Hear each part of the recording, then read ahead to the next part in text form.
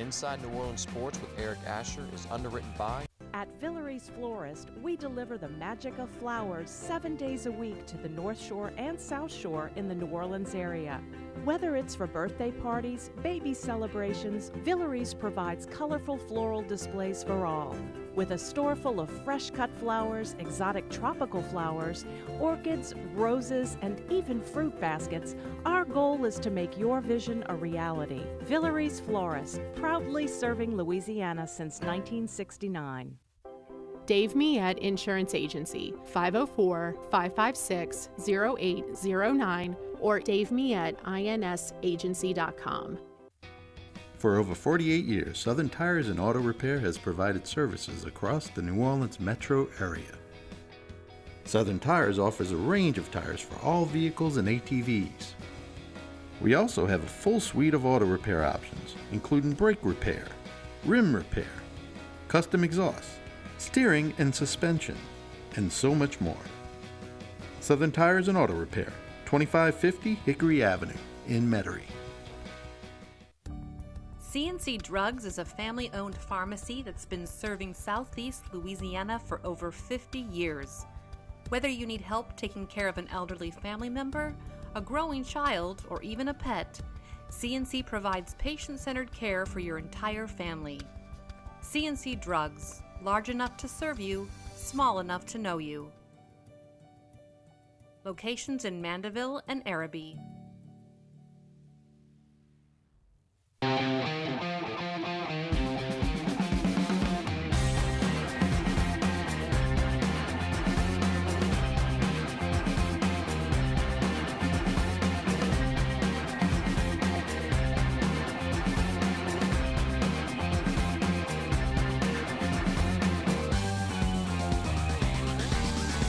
Good afternoon and welcome to another edition of Inside New Orleans Sports. I'm your host, Eric Asher. We are also live streaming right now on the WLAE-TV YouTube page. We are live from our Pontchartrain Production Studios. Hope you're having a good day. Got a great show in store for you today.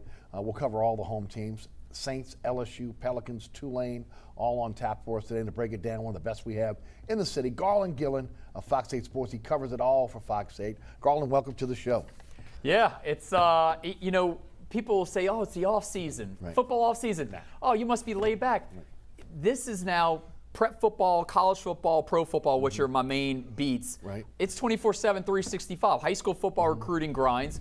Recruiting goes into college football recruiting. Right. And then we're in spring football right now for Tulane and LSU. And then obviously the Saints, that's 24/7, 365, right. Which is great because there's just no downtime. Maybe like in June there's a little, but yeah. I love it. I love football in my life every day. Right. And of course, that on top of all the seasons kind of merging, right? Mm-hmm. You've got March Madness going on. You've got obviously the trade deadline for the NBA today. Pelicans trying to get into the play-in tournament. Also, again, you look at what's happening with the rugby now starting here in the city.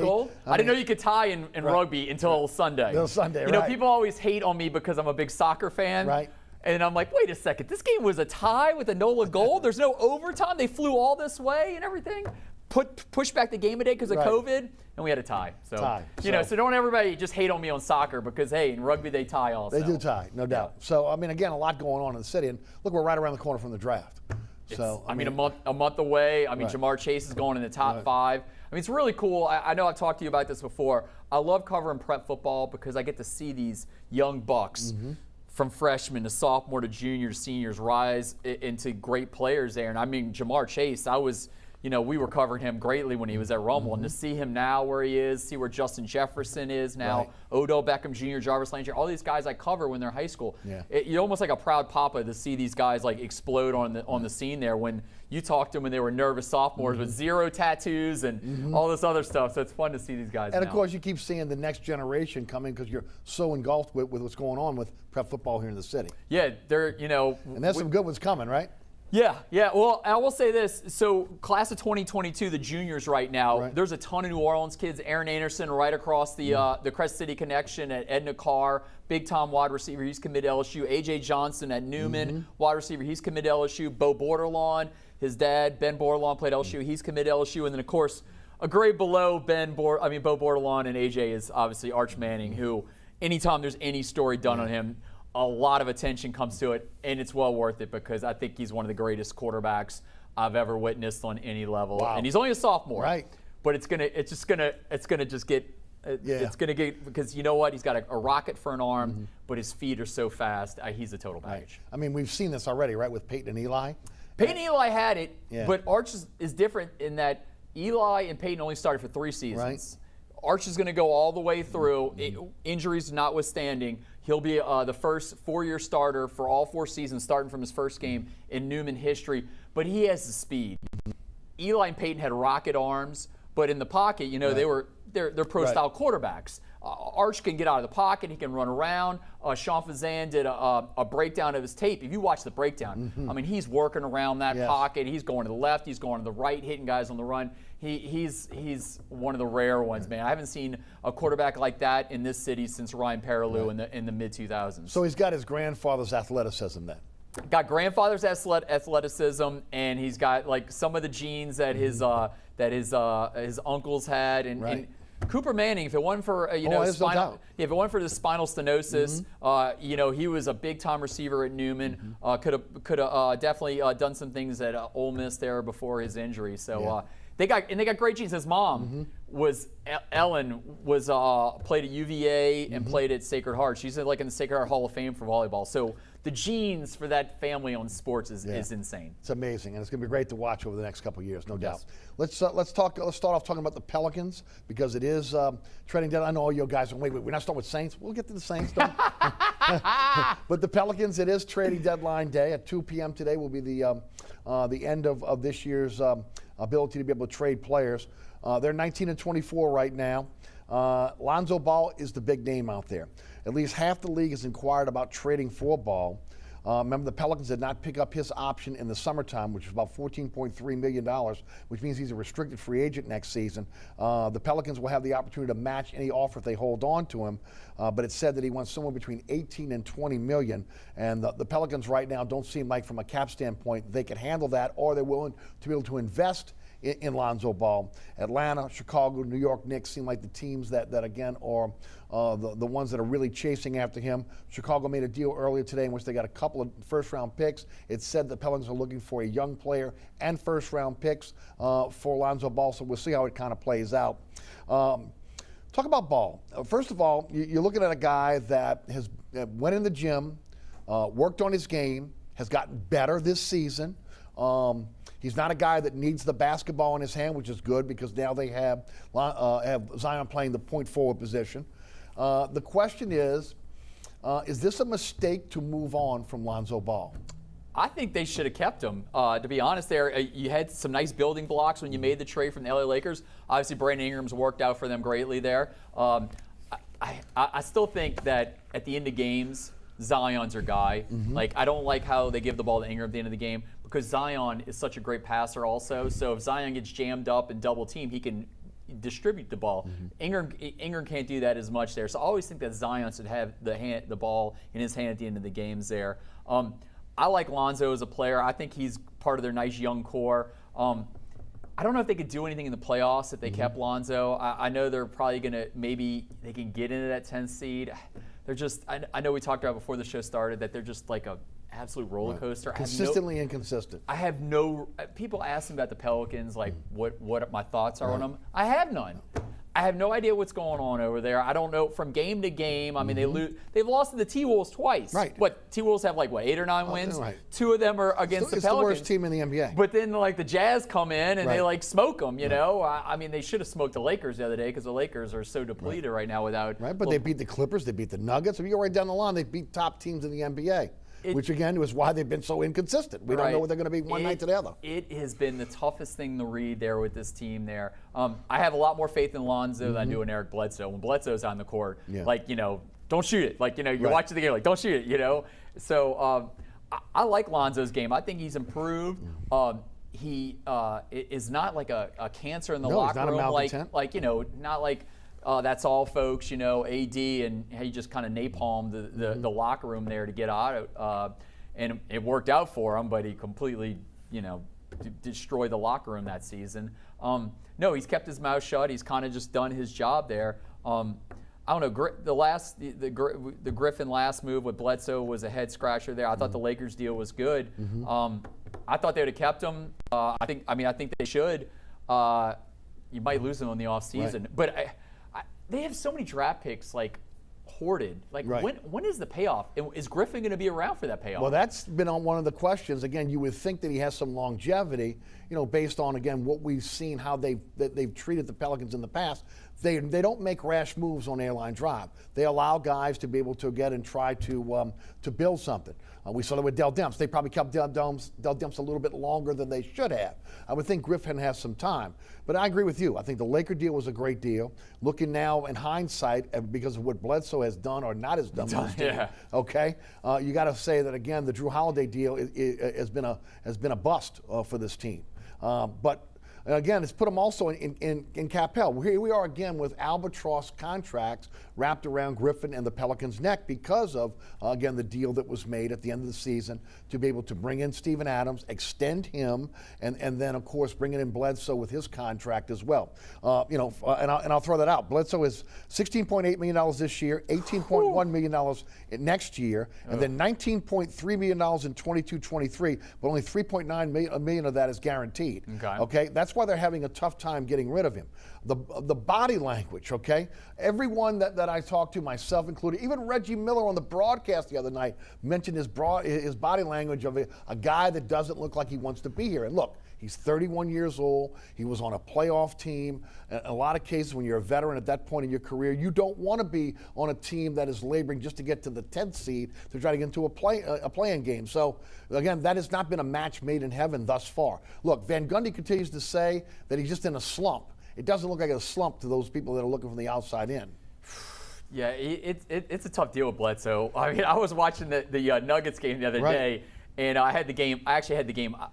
I personally, a lot of times like to just have the game on mute. Right. Because, I mean, some of the guys on the broadcast can kind of wear me out. So, and I can also get a lot more done. I can do two things at once. I can be on Twitter. I can do this and that. So I actually watch the games on mute. But I'm like talking to the television sometimes, like, don't shoot it. Like you feel that way with Bledsoe. Well, sure. I don't trust him from game to game there. I trust Zion. I trust Ingram, and here and there you can trust maybe in one of the other Pelicans, but it's a small group that I have that trust in there. But Bledsoe, that one's been a head scratcher. Lonzo, I like what he's done this season. Steven Adams, that deal is they have a young core, and I just don't understand why they brought in Adams. Well, they needed a vet, and again, they thought they needed some size, which they did. Again, when you look at what the Pelicans are doing right now, one of the top teams in terms of offensive rebounding. Again, they protect the paint. He's a guy also that could be a bridge guy until Jackson Hayes really comes into his own. A guy that only played 1 year at Texas, and of course is still in his infancy in terms of his pro game, and getting better now. We see it every game. He's getting better now. The investment is, what is it? $29.5 million this year. That was part of the extension. He's one. I think he's top 50 in terms of salary in the NBA. But then it goes down to $17 million next year, and then $17.9 million in 2022-2023, which is probably about the time you start to see maybe Jackson Hayes ascend to maybe the starting center position. That would make sense there. The Bledsoe thing doesn't make sense because now, if you're trying to get out of that deal, everything we're hearing is that you have to attach a number one pick to get rid of Bledsoe, and that, to me, doesn't make a lot of sense. No, you hoarded all these draft picks. You don't want to start giving them away now. I mean, that's the only way Griffin can kind of like sell, Mrs. Benson and the organization about, hey, give me some more time, because I got all these draft picks there. But I don't know if Griffin. I don't know if Griffin is long for this world, at least this Pelicans world there. I know that people appear to think that, he has some time. I don't know. There's some people in that facility over there that are starting to question what he's doing. Well, and rightly so. I mean, again, when Boston dropped out of the Anthony Davis sweepstakes, you weren't left with a lot out there. And I thought he maximized the deal that he could have done with the Lakers, knowing that, again, there was really only one suitor. So we'll give him a check on that one. The Drew Holiday deal now looks like, again, it is in the favor of Milwaukee, but not so much the Pelicans. In the favor of Oklahoma City, but not so much the Pelicans on this deal, because remember, Bledsoe, Steven Adams, all part of that deal that brought draft picks back to the Pelicans, and of course picks to Oklahoma City, as well as again Bledsoe here to New Orleans. He was the centerpiece because you felt like you were getting a guy that again could be a defender, maybe not the defender Drew Holiday was, but again, a defender that maybe is a notch below, and a guy that could score for you, maybe not the outside scorer, but a guy that could score for you, and then you got the veteran presence. Maybe you have the veteran presence. We hear that, again, he's been a mentor to Kira Lewis Jr., but everything else, he's not done well for this team up to this point. Meanwhile, Drew Holiday is an essential part of what's happening with the Milwaukee Bucks. And now the fact that you're trying to get rid of him and maybe have to attach a number 1 pick, or what's also been rumored is the Lonzo Ball deal, the only way they're doing the deal is if they can attach Bledsoe to the deal, which means there has to be a third team involved to be able to get it done. And so, I mean, it looks like they're actively trying to get rid of Bledsoe, which shows you that, again, that it was a bust on your part, and it's really hurt them. Look, they set themselves up for this, Garland, because, again, they went out and made these deals that made the cap top heavy now, where, again, they don't have the money to be able to re-sign Alonzo Ball long term right now. And remember, you got Josh Hart, who's also as restricted free agent this year, and they gotta want to have that glue guy back. Yeah, I love Josh Hart, man. He's super intense when he's out there. He's got a good persona off the court there, you know. He's a big soccer fan, big fan of Chelsea FC in London. I enjoy him. The other question I have with the Pelicans is what is a successful season? They get the 10 seed and just get knocked out in the playoffs. Is that good? I just don't know where they're not one of the top 8 teams in the NBA right now, and the only thing that's going to keep this franchise moving in a forward direction is showing Zion. I agree. That what are we doing? What are we doing to get better? And getting the 10th seed and getting knocked out the first round, is that really going to impress Zion? I don't know. So they have some problems right now with their roster, and I thought, you know, they should just keep rolling these young guys out here. The Kiara Lewis's of the world, the Nickeil Alexander-Walkers, the Jackson Hayes. Now, obviously, you want to win these games. You want to mix Adams in there, but I think you should focus on young. I openly said in the last few weeks on Overtime, our show that airs Thursday nights at 10:35, I thought the Pelicans were actually going to miss the play-in game there because they're so inconsistent and I can't get a read on them there. So it's going to get to the point now, not Griffin, probably not this year, but if they're still just the neutral next year, then Griffin could be out of there. I mean, in the NBA, coaches can be out of there extremely quickly. They might run SVG off after a year and a half in. So I just don't know where this team is going. They're not a contender for a title. That's no chance. Right now, they're a playing game contender, and that's it. And that's probably no good. Yeah. You know, to your point, the management of the Saints and Pelicans, I'm talking about the ownership management, that inner circle, in a lot of cases have treated the Pelicans like the Saints in terms of, in the NBA, you don't get the lifeline that you get in the NFL to be able to build a roster. You know, you have to give a coach, a general manager, a few years to be able to build that roster. In the NBA, you could see the turnover. If you're not doing something within 2 seasons, there's a turnover here. Oh, yeah. We didn't see that even with Dell Demps here. Of course, you know, the situation with Alvin Gentry, holding him over. It'll be interesting to see if they stay on that course going forward with David Griffin, if ultimately, again, this thing is stymied and doesn't continue to be able to grow. Also, J.J. Redick, it looks like he's a buyout candidate today. You know, again, the frustration on my part is he's an asset. Every single player that you brought in now, with the exception of Zion and Brandon Ingram, are considered assets. Well, and again, what you're looking for is to get something in return for them.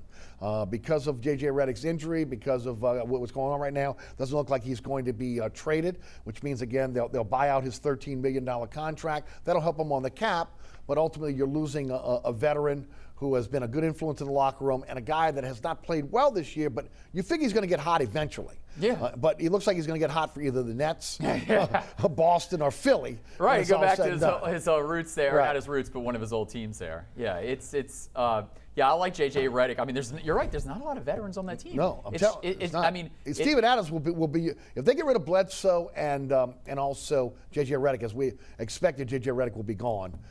Then there's not a lot of veteran presence on that team outside of Steven Adams. Yeah, I mean, Brandon Ingram, I guess, is getting into his second contract there, and he's getting close. Those guys are still young. Yeah, they're young bucks there.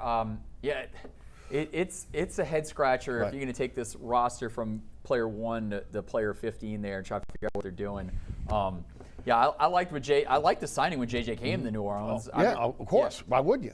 It's just, I mean, people break down. Right. I mean, they get old there. Right. You know, we see it a lot in the NFL there and NBA. I mean, LeBron, it was I'm a machine, and finally his body's starting to break down a little bit. Right. But sometimes it comes quicker than others. I think to your point, though, you need to see what you have in terms of Kyra Lewis, Jackson Hayes, Nickeil Alexander-Walker, and look, I thought that again when they drafted Kyra Lewis, it probably was a signal that they were moving on from Lonzo Ball, but they didn't anticipate him getting into the gym, getting that shot down that he has now, and really kind of a perfect guy to be in this Pelicans team with Zion handling the basketball. He doesn't need the ball to be able to be effective.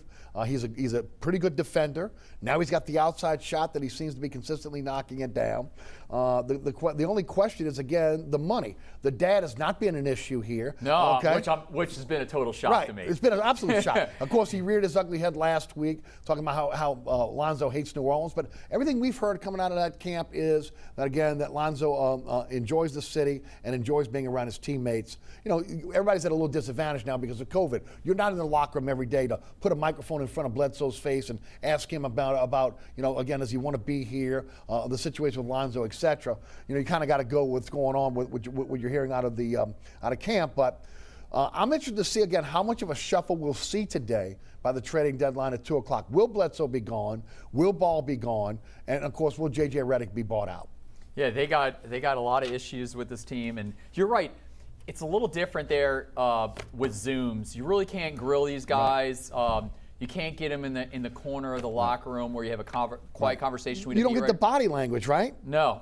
And I'm hoping with this, everybody's getting their vaccines, that we can get back to some kind of normalcy. I know once Saints training camp starts this summer, we're going to be back out there. It might be limited with fans, but we all should be back out there. We're all going to get double vaxxed, and we're going to be ready to roll. I still think that they're going to have some kind of Zoom interviews, but I think from what my understanding is that Peyton at least will be available after practice. I mean, we're not going to get the days I was getting in their faces might be over with. I don't know, but at least we're getting some back to normalcy, so you can get those kind of bites, those sound bites, and kind of get better gauge, because through Zoom we're not getting that. Final thoughts on the Pelicans. You already mentioned you think that's going to be hard pressed to make the 10th seed to get into the play-in game. My question is, what does this team need? I've been saying they need defensive players. They need dogs on defense, veteran players that know how to play defense. That again will come in and play defense, but also show either by example or within practice how to play defense in the NBA. Yeah, didn't they bring Stan Van Gundy in because he was like a defensive maestro? Didn't we hear how hard these practices were, 2-3 hours? But they don't practice now because of COVID-19, and that's been the issue. Yeah, I thought that Stan Van Gundy came in and was a defensive guy, and they're giving up. They're about as bad on defense as they were last season with Alvin Gentry. So, but you've seen some guys get better. You've seen Ball gotten better in terms of defense. Jackson Hayes, who was lost last season, all of a sudden now being a much better defender, especially off the ball. Even Zion, who's still lost at times, again playing much better defense. But again, he's been hamstrung a bit, Van Gundy, because of the lack of practice. And again, I'll buy into that. I won't buy into it next year if this continues, but I'll give him a mulligan on this year because of COVID-19. Yeah, I think he'll get at least he'll get to next season. He'll get through another camp. But then if it starts tailing, a month or so into the season, I could see, they're moving on from him. We'll keep you up to date on what's happening with the Pelicans before we get off the air at 2 o'clock today. Again, the trading deadline ends at 2 o'clock New Orleans time. But we're going to take a break now. We're going to shift gears and talk a little Saints. We'll also talk about what's happening in the collegiate game. You're watching Inside New Orleans Sports. I'm your host, Eric Asher. With us today is Garland Gillen of Fox 8 Sports.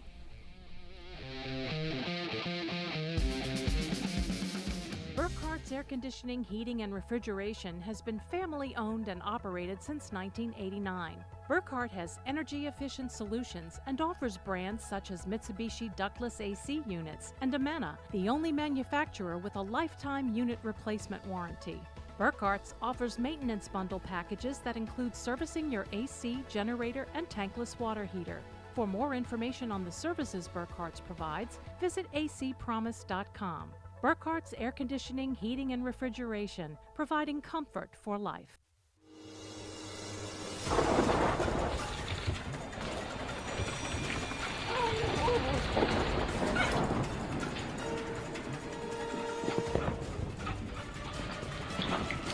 Experiencing rough weather with a bad roof can be a nightmare. It doesn't have to be. Suburban Roofing, because when it comes to roofing, there is a difference. Located at 3701 Iberville Street in Mid-City is Katie's Restaurant and Bar. Open 7 days a week, Katie's offers daily specials for lunch, dinner, and Sunday brunch. Serving New Orleans cuisine such as fried shrimp platters, grilled redfish, and a fully stocked bar. And don't forget about our expanded event seating and local entertainment. Featured on the Best of Food Network's diners, drive-ins, and dives, Katie's Restaurant and Bar. Welcome back to Inside New Orleans Sports. Garland Gillen of Fox 8 Sports is our guest. Garland, we only started at the top of the hour talking about, again, the shows are at Fox 8. Couldn't wait. We just got the Pelicans. We jumped right into it, but you guys have changed some of the nights on the shows, but tell us a little bit about what's going on. Yeah, we're taking a toned down approach in the spring. In the fall we do 3.5 hours of programming. I mean, it's nonstop from Monday with Deuce to Tuesday we're in overtime where the four of us, Chris Hagan, Sean Fazan, Juan Kincaid, and I, we just talk sports. That show now, we only have an hour in the spring, only an hour, which is still the most of any sports department in the city of New Orleans. But no, we have overtime on Thursday nights at 10:35 where we talk about all the big things going on that day. And then Sunday night we wrap it all up with Final Play. But yeah, once fall hits, Fox 8 Football Friday has become one of my favorite shows there. I go to the game of the week every week. And so there's still a lot. Sean Fazan's at his desk. I can guarantee, I can see it now. He's at his desk right now going through Twitter, trying to figure out cap situation and who the next person the Saints will sign there. So we're always grinding away trying to figure out what the next big move is there. So if you want to see any of our videos, I think I talked about Sean Fazan did a breakdown of Arch Manning. Is on fox8live.com. So there's a lot of football in there right now. No doubt, and of course that app is a one-stop shop. We got the Final Play app, which is all Saints. We got the Tiger Huddle app, which is all LSU, and then we got the Fox 8 app. And I kind of watch over all those apps there. I'm always pushing out stories and everything. So a lot. We have a big girth of sports. No doubt. All right, let's talk some Saints. They're under the cap, at least officially. Probably unofficially, they're not, considering, again, you've got Jameis Winston's contract. You've got P.J. Williams re-signed last week with a 1-year deal. And they signed Nick Van Att to a 3-year deal. Now, guys, don't get crazy. It's a 1-year deal with probably 2 dummy years on the end. This is because. Wait, you mean Taysom Hill didn't really sign for 4 years, $140 million? Really did not. That didn't really happen? It did not happen that way. It's oh my gosh. It is Lumonomics. Okay? I love on Twitter when people just go ballistic about these contracts. Taysom Hill is not getting paid $140 million. No, he's not. And by the way, one other thing, we're talking about getting out of the cap, and I know there's a lot of people out there cover the team, and they kind of want to be pro Saints, and kind of be on their side, and they make Mickey Loomis seem like a genius there. You realize he has to get under the cap, right? Right. Got no choice. Like, they're like, oh, Mickey Loomis, he made it happen again, $110 million over a minute. Yeah, that's his job. Right. He's got to get it under the cap. I'm kind of taking, Sean Fazan talked about this in overtime, so I'm kind of bouncing off of Sean. But yes, they had to get under the cap, okay? But I've seen people say that they didn't lose their core. I think they lost some guys that, Janoris Jenkins, okay, it's a luxury to have a guy to put out on an island and can lock down a receiver, okay? Yes. There's not a lot of those guys out there. You have Marshawn Lattimore on one side, okay? On the other side, you lost Janoris Jenkins, okay? So yes, you lost a core guy, I think, okay? Like, everybody said that that the Saints got out without losing any guys in their core, okay? I think Janoris Jenkins is a glue guy that can, 8 pick sixes in his career. I mean, that's up there with the Rod Woodsons and the Deion Sanders of the world. And right now they have Patrick Robinson, P.J. Williams, who are more slot corners, okay? You can't put them out on an island. Right. So now this forces them to either move up in the draft or draft a cornerback in the first round or pick up, Malcolm Butler was one of those guys they possibly could get. He signed with the Cardinals today. He's gone. So they're going to try to get some guy that for a low salary. But yet, they did lose some dudes, okay? Like, I don't want to hear that, Mickey he did a great thing. Yes, he got on the cap, but that's his job. But there was a cost to get onto that salary. No, there's no doubt. I mean, look, you lost Josh Hill, who was, again, they called the front door, right? Okay. Quan Alexander was a starter. Yes. I mean, but we thought he would be gone, especially when the Achilles injury. Maybe he comes back at a lesser salary down the line here. Emmanuel Sanders was a starting wide receiver, and your leading wide receiver this year. You mentioned Janoris Jenkins. Jared Cook was your starting tight end. Nick Easton was your best all-around backup offensive lineman. Malcolm Brown was your starter at nose tackle, right? Okay. Sheldon Rankins was was a backup, but a guy that was almost a starter when you want to talk about the 3 technique, right? So I mean, you go right down the line here. Justin Hardy was a phenom, one of the best special teams players in the NFL. I mean, there was a cost. Trey Hendrickson was again your leading sacker, and you lost him. I mean, you go right down the line. I mean, yes, they did. They lost players that were contributing or a big part of this team. I agree with something Sean said on my show, and it's the truth, and he said on your guys' show as well, that almost every single position, with the exception of cornerback, they kind of had a young player that, again, was going to step in. It's unknown right now when you start talking about Zach Bond, if he's going to be a guy that can play that linebacker position or not. They drafted him for that. Is he a guy that's going to fill in there? But they have no one at the cornerback position at this point. Okay, so you have to go out and draft a corner. Yesterday we saw J.C. Horn run a 4.39 at South Carolina. That was wild. A lot of Saints fans thought he may be on the board. To me, he's the number 1 corner now. He's past Patrick Surtain. He's got to be with that time. Yeah, J.C. Horn's that dude. Okay. He's now number 1 cornerback. I think Patrick Surtain out of Alabama just got passed up. You point out another guy, Emmanuel Sanders. Right. That's another killer because I don't know who that number 2 is. It could be Traquan Smith. Right. It could be Marquez Callaway. It could be Jawan Johnson. Or Deontay Harris. Right. But there's no lock there. Emmanuel Sanders is another one. But you go through those drafts. They're still on win now mentality. So I have no problem with the Saints giving some assets up to move up into that draft. They did it for Marcus Davenport, and it's not worked out for them yet. So I have no problem with them moving up to get a cornerback or a quarterback. Right. I'm intrigued to see. I really like Mac Jones, but I think he's moving up too high now. But they always do, don't they? Yeah. I mean, the quarterback positions, like it or not, whether that's legitimate or not in terms of their long-term future, they're always going to move up. And the next draft. year's draft at quarterback is not good. Right. When you're talking about Sam Howell, Keaton Slovis out of USC, Spencer Rattler out of Oklahoma. I mean, those are some of the top guys right now. Sam Howell goes to UNC. So. There's not a lot of guys in the 2022 draft. Now, there's always one dude that's going to pop and that we're not expecting. But right now, he's not there. We knew that Trevor Lawrence was going to be in there, okay? We knew that Trey Lance was a great talent. Now, we'll say this. Zach Wilson has popped this year. Mac Jones has popped this year. Right. Justin Fields, he has popped, but I'm not on the Justin Fields train.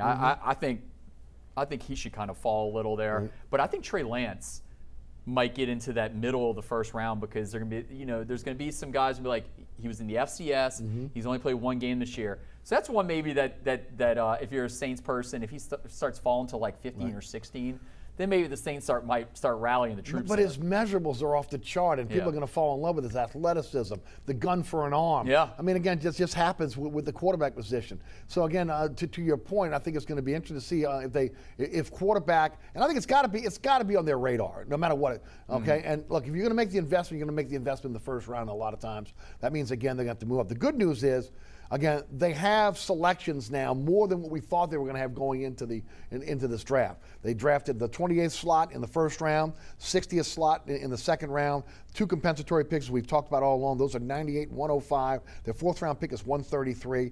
They got a 6th round compensatory pick at 218. Their 7th round pick is from Jacksonville, 229 for the Malcolm Brown deal, and their pick at 255. So they have assets now to be able to move up if they need to move up in the draft to get a quarterback, to get a cornerback, or do I dare say an athletic linebacker if that is on their radar. I think those are the 3 positions of real need right now for this team. And then you can kind of slot them in. Look, the wide receiver position looks like it's going to be very, very deep this year. Okay, so you might be able to get something, in the 3rd round or so. But the Saints seem to like the receivers they have on this roster, but they're always going to add talent.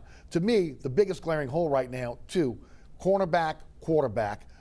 Backup quarterback that may eventually ascend to your starter, and you need a guy that you can come in day one and be able to put him opposite Marshawn Lattimore. Yeah, and with the linebacker spot there, you're down to luckily for the Saints, they only put 2 linebackers usually out there. So they're in a nickel situation a lot, or a dime situation. But Caden Ellis. Zach Bond. That's it. And Craig Robinson, if you bring him back, Yeah, he's still out there. So yeah, it's really worrisome at the linebacker spot. But it's been a problem. Right. I mean, they've had more Kiko Alonso injury problems. Alex Anzalone, who's now going to Detroit, injury problems there. So they have other guys that at the linebacker spot they've had problems with there. But you're right, man. The cornerback spot is really scary right now. At least they should lock up Marshawn Lattimore this offseason. Just lock him in. At least you got one side taken care of, because right now that other side is scary. The safeties position, you got Marcus Williams, you got Malcolm Jenkins, and you also got CD Deuce or CJ GJ, in there also. So they got those guys taken care of there. But the cornerback spot, a one-on-one guy that's still out there. Great segue for me, because that was the next question I was going to ask you. They've got to be able to lock down Ramczyk at $11 million this year, Lattimore at $10.4 million this year, and Williams at $10.6 million this year, all on one-year deals now. And of course Ramczyk and Lattimore in that 5th-year option. Williams has been tagged with the franchise tag in order for them to open up cap room. I'm surprised it did not happen before now. Okay, especially when you start talking about releasing the players they released, right? And again, if you could have worked out those deals, made them cap friendly over the first 2 years, especially now with the new TV contract kicking in 23, where again you're talking about the salary cap rising exponentially because of that, even with the COVID-19 losses that we're seeing now. Do you anticipate that happening very, very soon, that we'll see these 3 guys locked up long term? I think at least you get Ramczyk and Lattimore locked up first. Williams, at least you have locked into next year. I mean, you have all these guys locked in for next year. Right. But you can only use one franchise tag next year. Yeah. Okay, so you're kind of pressed here, to be able to make sure you get these deals done. You'd like to get it done during free agency, what's left in this second round of free agency.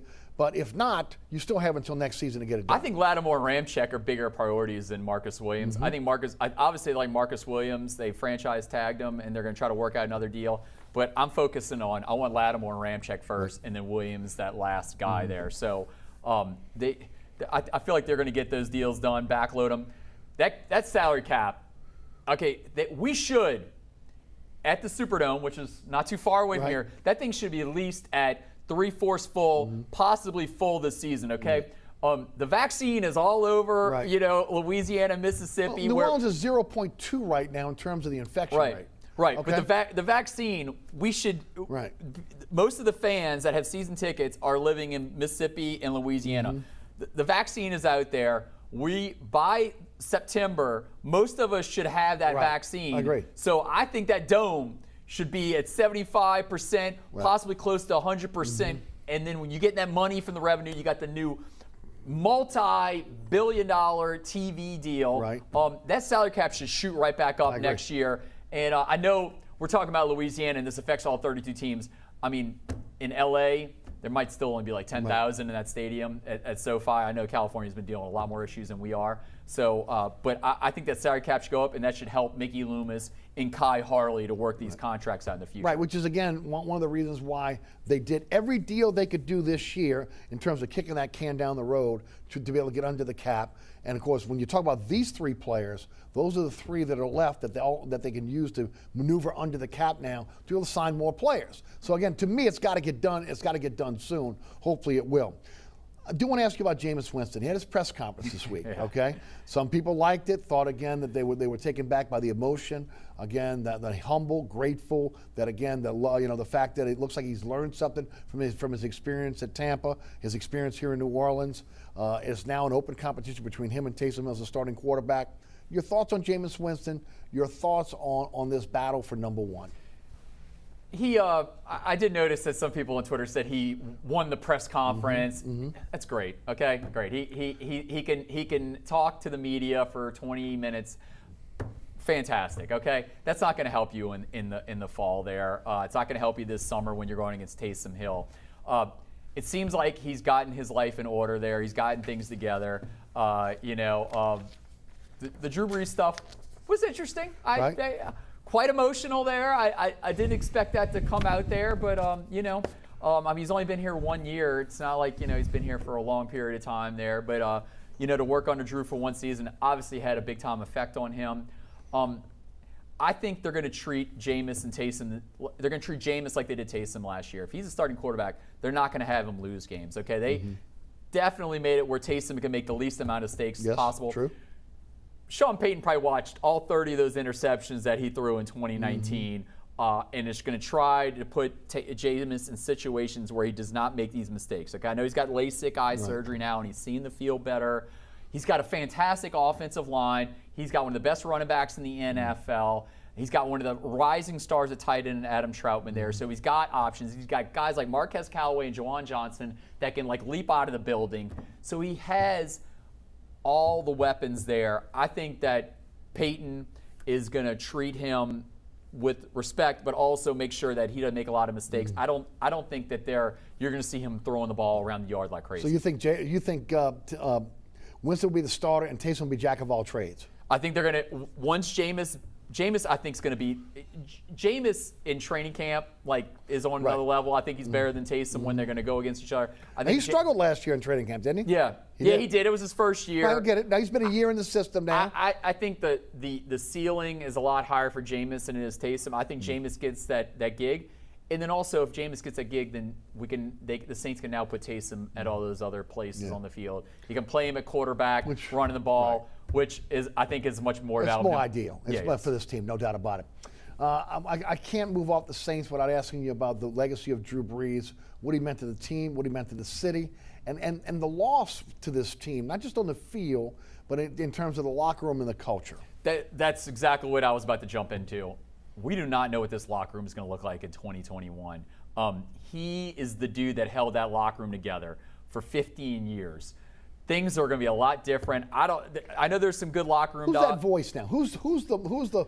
Is it Cam Jordan? Cam Jordan. Is it Demario Davis? Cam Jordan, Demario Davis. I think Teron Armstead is one of those guys who's also in the final year of his contract there. So that's going to be an intriguing one. There is not that guy that unites both sides. I mean, Demario took over the team huddle there at the beginning. That's going to be really intriguing to see who that guy on the offensive side of the ball is right now. Because, Demario and Cam are that guys on defense, but it could never be overstated how important Drew was to that locker room. Obviously, he was big to the city. In the 70s and 80s, this was a losing franchise. Going into the 90s, this was a losing franchise. The bags on the heads, all that, the ain'ts. He got the Saints out of that mode where now they're on national television playing in prime time 5 times a year. That wasn't happening in the 80s and 90s. It was happening maybe once a season there when Jim Mora was here, but it wasn't happening on normal terms. So Drew made this a winning franchise. The most wins in the last 4 seasons. Yes. No Super Bowls to show for it there, so they still underachieved, but at least Drew left this franchise in winning hands. Yeah. The Superdome looks like it's getting a new naming rights partner. Smart for the move by Saints. them. It really is. It looks like it's going to be a 20-year deal. about $10 million a year, $200 million over the life of the deal. This was reported by your colleague Jeff Duncan over at the Fox 8 and The Athletic. It takes the place of the deal from Mercedes-Benz, who jumped on the Atlanta Stadium deal. That their deal was 27 years for $324 million. The original deal with the Superdome was 10 years, $50 to $60 million. So now Caesars, whether it's going to be Caesars Palace, Caesars Entertainment, that will now be etched on the top of the Superdome roof. And look, they're jumping in about the same time that Mercedes-Benz did last time, when the Dome is getting ready to be able to have all these big events. You've got the Super Bowl is going to be coming in 2025. Next year you have the Final Four. The year after that, 2024, you got the college football playoff semifinals. So you got all these big events that are coming in at the same time when the NFL now is embracing sports gambling. Smart move. Okay, and I think we'll see some gambling inside of the Dome, sports gambling on game day. Obviously, they've made an investment in Harris, which is also, again, they're going to probably change the name there as well to Caesars Entertainment or Caesars Palace, etc. There's a big upgrade there on top of the $450 million upgrade that we're seeing on the Dome, getting ready for these big events as well. Your thoughts on, again, moving off of Mercedes, which we knew they were going to do, to now Caesars Entertainment? Makes total sense with sports gambling, especially now this spring. They're going back to the Capitol. They're going to figure out if we're going to have sports gambling this fall. I'm told if there's going to be gambling just in casinos, then we can maybe have gambling this fall. But if it's going to go handheld on your phone, that's going to take longer, which is not going to make a lot of people in Louisiana happy there. They want sports gambling this fall, but if it has to go to all the video poker places, it has to be on handhelds, it's going to take much longer there. But we're going to have sports gambling in Louisiana. I mean, people are driving to Mississippi to sports gamble there, doing it illegally in Louisiana. So it makes total sense that Caesars was get involved there. I like that it's going under the Caesars moniker there. I just feel like Caesars, just says Vegas. Harris, it gives a little more glam to the name there. But it makes total sense that they're going to redo the casino. I think they're going to put in a hotel. New hotel. It's exciting stuff. I mean, this is where people go to take their cares away. I mean, if you go to the Quarter right now, there's a ton of tourists there right now. Oh, yeah. So once we get the casino rolling with sports gambling, I mean, the tourism is just it's gonna go to another level as the vaccine rollout comes out. So I think it makes total sense that Caesar's doing this now. Yeah, and look, the fact that they're already a corporate partner here in the city, and they're going to have more of a foothold within the NFL. Talking about gaming to begin with, it kind of makes sense that would happen. And look, it's a nice deal. $10 million a year, $200 million to the Saints. That's less money taxpayers have to pay to keep this team here in New Orleans. So that works out. Let's shift gears to LSU and let's talk some LSU basketball. They finished the season 19-10. They followed to Michigan 86-78 in the round of 32.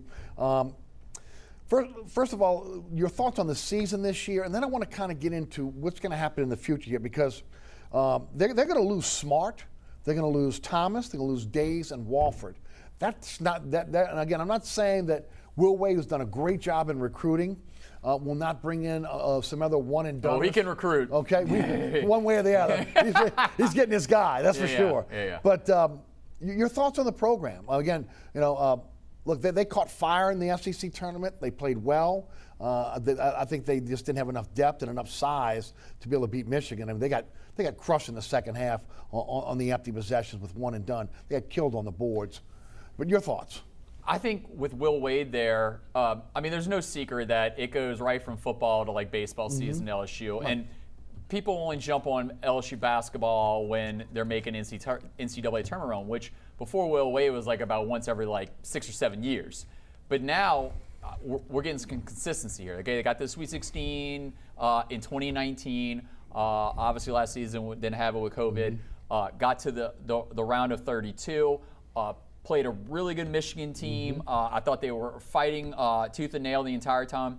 Just missed a lot of like easy lay-ins there that were really head scratchers. But I just like that LSU basketball is significant. Me too. Okay, and it hasn't for a long time. Now, will it stay? Well, because I mean, look. NCAA might have a say in that. Okay. Right. Is a smart athletic director. He could have fired Will Wade if he saw that there was going to be some problem down the line. I just think this thing might go away with the NCAA, and I think Will Wade is a vicious recruiter. He's getting guys. I mean, Cam Thomas is from the East Coast, okay? They're not just getting dudes from Louisiana. It's national. Yeah, I mean, they got Shaquille O'Neal's son, who was injured most of the season. Right. He'll be back next year. So I'm not worried about Will Wade. He knows how to get recruits in here. The question is, again, and look, this is for the entire program.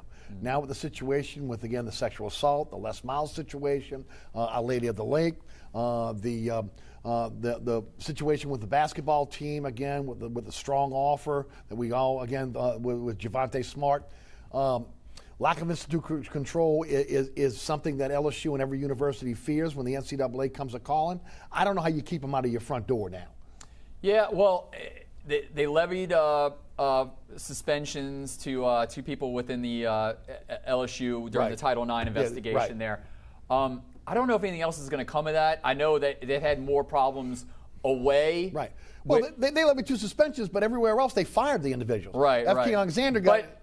Or you could say, on the other hand, is that those are the people that were there when it happened. Right. You know, so you could go both ways. I think LSU realized that they're having a lot of issues within the program. I think this was an eye-opening experience there with the report, and now I think they know how to get through it and move forward. I think they're going to be much smarter the way they handle themselves. I think Woolver's one of the best ADs in America. I think they're going to figure it out. So you're not anticipating sanctions against the football team, the basketball team, or the university in terms of Title IX violations? I think I think I saw that they're going to have an independent group put together. It's going to be people within LSU. They're going to review everything on Title IX. I think LSU football, the suspensions were laid out. I think they're going to move forward with that. I think they're in the clear. NCAA with basketball, I don't know yet. It's just the way the NCAA works is so bizarre. Former Chancellor Mark Emmert makes a lot of strange decisions. So I'm not going to be with certainty say that not going to come back around again. But I think the LSU football program had some eye-opening things happen. Obviously, Coach Orgeron was not happy. He said at numerous Zooms about he was disappointed with what came out in the report. But I think they figured out what's wrong, and I think they're going to move on with it. All right, let's talk spring football. Mind-blowing comments by Ed Orgeron within the last 2 days. Look, he is honest to a fault. Yes. But I don't know if I'd admitted this. No. Okay? You're coming off a national championship, and again, you did not interview your assistants for the upcoming season. In the same breath, he says he's no longer going to be the CEO. He's going to be more hands-on, especially with the defense. How do you not interview your assistants? If I am the board of supervisors, or again TAF, who is buying out these coaches who ultimately, again, he doesn't get along with or has to move off of, and then you find out he wasn't even involved in the interview process, well, then what was he doing at that point? Just went on recommendations, with Pete Carroll, with Bo Pelini, Scott Linehan. That was he opened his soul in that Zoom on I get it, but at the same, how could Garland? It's unforgivable. Yeah. You're coming off a national championship season. You have to double down. You have to be that much. You have to work that much harder to stay where you are. And to me, it looks like he took the summer off. Yeah. Okay. I mean, again, we see the pictures coming out of Fort Walton. You know, the running down doing his jog, him with the girlfriend, etc. And it's a legitimate question.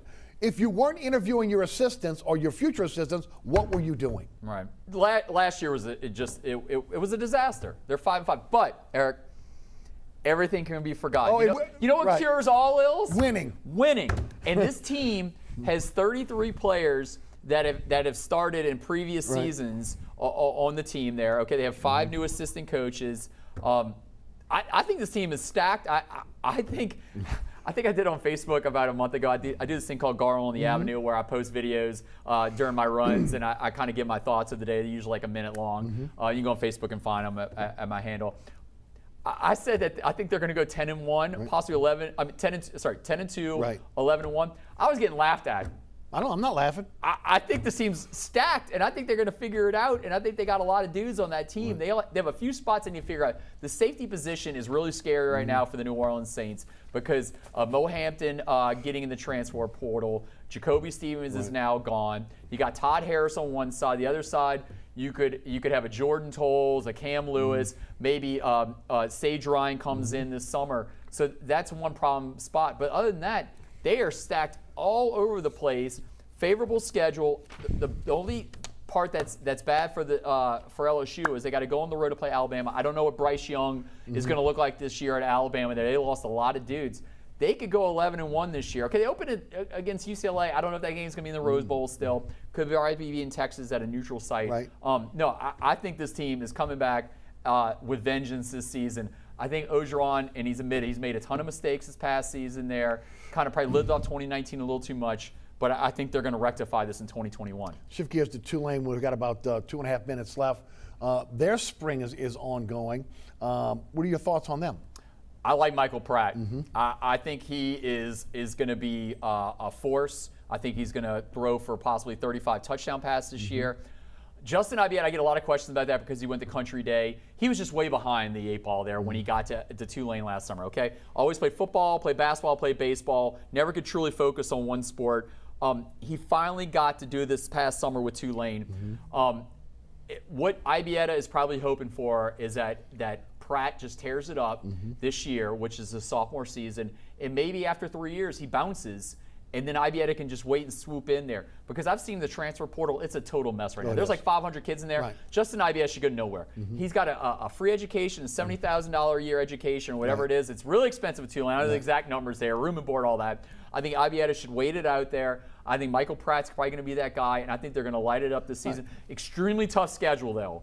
To get to 6-6 this year is going to be really hard. Right. And look, you're one play away if you're Ibieta.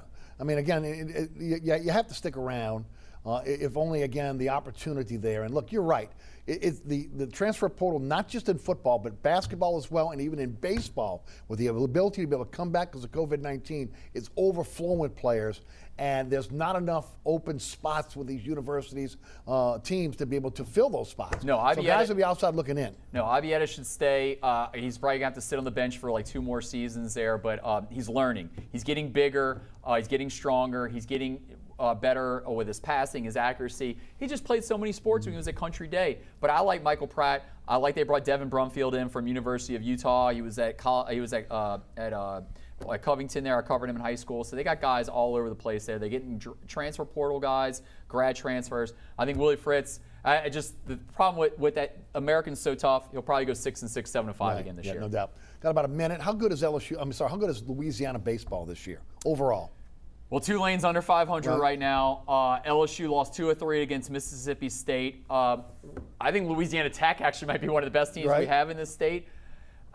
LSU, I'm going to give them some more weekends to figure it out there. Mississippi State's a good baseball team there. I give them more time. You know what? The biggest mistake that we make is that we count out LSU too early and they're not going to make the College World Series. I'm not going into that hole right now. They're 1-2 right now at SEC play. I think they can get better. There you go. Always a pleasure. Thanks so much for joining us. Garland Gillen of Fox 8 Sports. Remember, there's plenty of ways to be able to catch this program now. So many different ways to catch our show. You can tune in this evening at 6 p.m. with our rebroadcast here on WLAE-TV, 10 p.m. on The Deuce, WLAE-TV 2. That's all on Thursdays. Also on Fridays, 9 o'clock on Pelican Sports Television, 10 o'clock on WLE, 2 a.m. on Saturday morning on The Deuce, and then 5 p.m. on Pelican Sports Television every Saturday afternoon. Of course, you are live streaming on YouTube every Thursday at 1 p.m. Also, the WLAE-TV YouTube page has the show and all the previous shows. You catch the previous shows on ericasher.com. Also on our social media platforms, at Eric_Asher on Twitter, at Eric Asher on Facebook. So plenty of ways to catch the program. You catch me on the radio, 4 to 6 on 106.1 FM. You can listen live, download the podcast at ericasher.com. The podcast is also available on Anchor, Apple, all the major podcasting platforms, all that going on. And of course, don't forget, as always, you can check us out here on this program. Do we have a breaking news? No Lonzo Ball trade. It's not going to happen. Woj says no trade, so he's going to be with the Pelicans the rest of the season. All right, no Lonzo Ball trade. And as we wrap up, I want to thank Garland Gillen for joining us on the program, also our fantastic underwriters, and of course the WLE staff, which is absolutely fantastic. Again, Ron Yeager, Jim Dotson, Tommy Fairley, Tommy O'Connor, Will Ingram, and my director, William Hill. For Garland Gillen, I'm Eric Asher. Thanks so much for tuning in. We'll check you out next week for another edition of Inside New Orleans Sports. Thank you for